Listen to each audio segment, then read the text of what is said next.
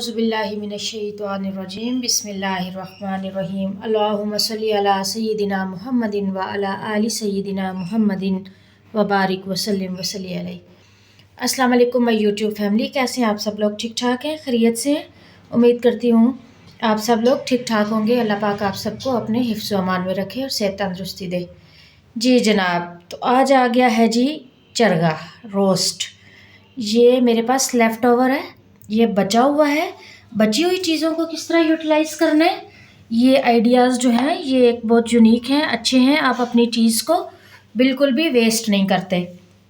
सबसे पहली बात, आपके पास चिकन वगैरह छोटी बोटी में भी बच जाए या इस तरह फुल पीस बच जाए, आपने उसको अगर खाना है तो बहुत से लोग शिकायत करते हैं कि जब फ्रिज में रखते हैं ना तो वो ऊपर से अकड़ जाता है, सख्त हो जाता है। देखें, ये देखें, बिल्कुल मैं आपको तोड़ के दिखाती हूँ। देखें कैसा ज़बरदस्त अभी भी टूट रहा है। ये भी होम मेड है, बाहर का नहीं है, घर में बना हुआ है। दूसरी ये बात कि आप जब भी फ्रिज में रखें इसको हमेशा कवर करके रखें। आप अगर आपके पास इतना बड़ा बॉक्स नहीं है जिसका कवर आप नहीं दे सकते, आप इसको रैपिंग शीट में, फॉयल पेपर में, किसी भी चीज़ के साथ कवर करके रखें। दूसरी ये बात, अगर आपने खाना है माइक्रोवेव में गर्म करने से ये होता है, ज़ाहिर है कि वो ऊपर वाली स्किन जो है वो इसकी हार्ड हो जाती है। आपने स्टीमर में पानी, जिस तरह स्टीम करते हैं, पानी डाल के ऊपर स्टीमर रखकर, स्टीमर वाला स्पेशल बर्तन नहीं है तो जिससे आप छानते हैं ना, आटा छानते हैं, वो वाली छलनी, उसको आप किसी बर्तन में डालें, देगचे में पानी, उसके ऊपर आप कोई कप या कोई इस टाइप का चीज़ रख लें, उसके ऊपर आप वो छलनी रखें, स्टेनर जिसके साथ आप आटा छानते हैं, उसके ऊपर आप ये चिकन है, फिश है, कुछ भी है, वो जो है आप रख के इसको 5 से 7 मिनट स्टीम करें, बिल्कुल सॉफ्ट हो जाएगा खाने के काबिल। अगर नहीं, जैसे कुछ बच्चे जो हैं वो ये वाला पार्ट नहीं खाते, उनके दांतों में फंसता है, या जिसको नहीं पसंद, लेग वाला पार्ट आपके पास बच जाता है, उसको भी आप यूटिलाइज़ कर सकते हैं। मैं आज इससे जो है वो आपको एक चीज़ बनाकर दिखाती हूँ। इसको हम सबसे पहले उतार लेते हैं और इसको बारीक काट के इसका रेशा बना लेते हैं।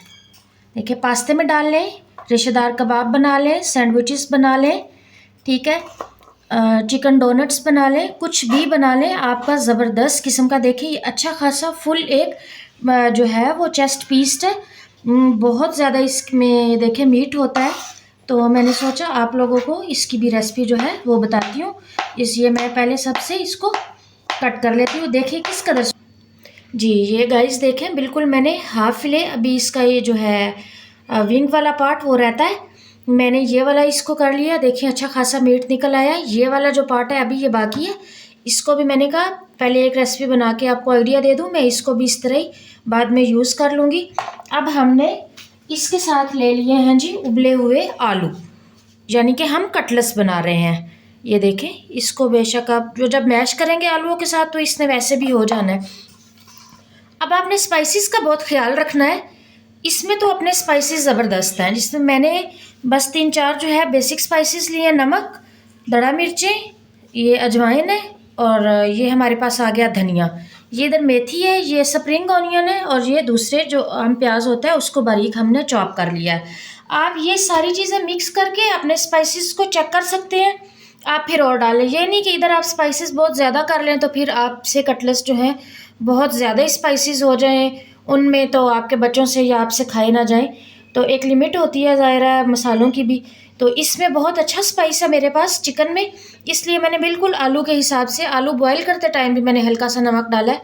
तो मैं जो है ये सारी चीज़ें मिक्स करके फिर आपसे मिलती हूँ। जी, ये मेरे पास आलू आ गए, बॉयल मैंने किए हुए हैं। ये सारी चीज़ें जो सी हैं स्पाइसेस में, प्याज, मेथी वगैरह हर चीज़, मैं इनको डाल के इनको अच्छे से मैश कर लेती हूँ, फिर हम चिकन डालते हैं।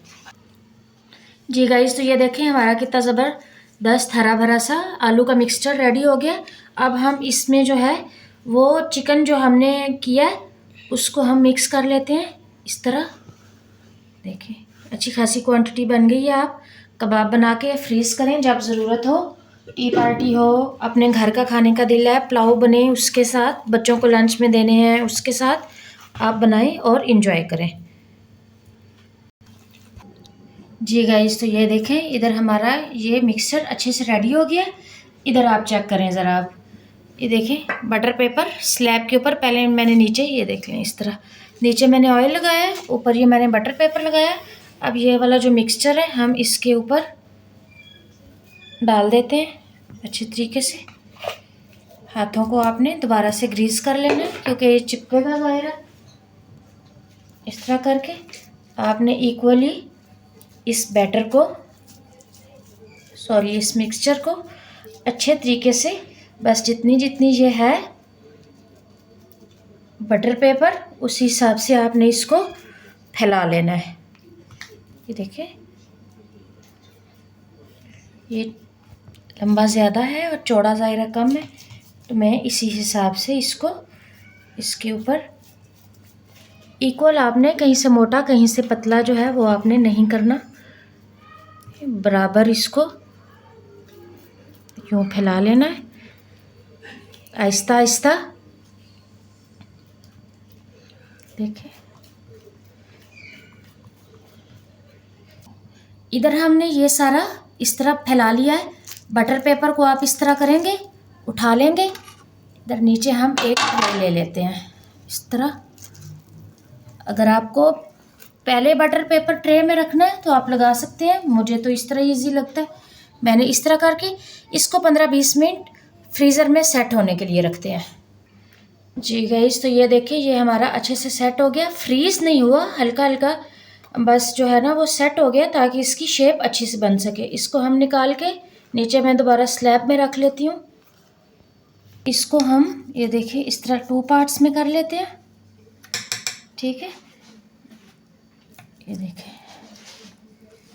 डिफरेंट शेप जो है वो हम काट लेते हैं इसकी इस तरह। ये देखिए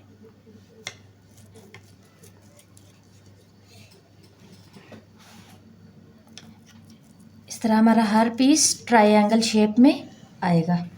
मैं अभी आपको निकाल के जो है वो दिखाती हूँ।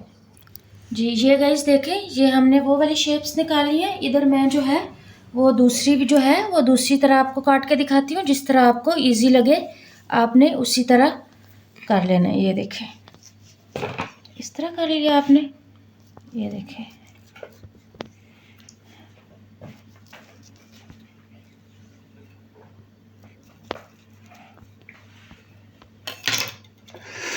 इसको भी मैं इसी तरह निकाल लेती हूँ। देखिए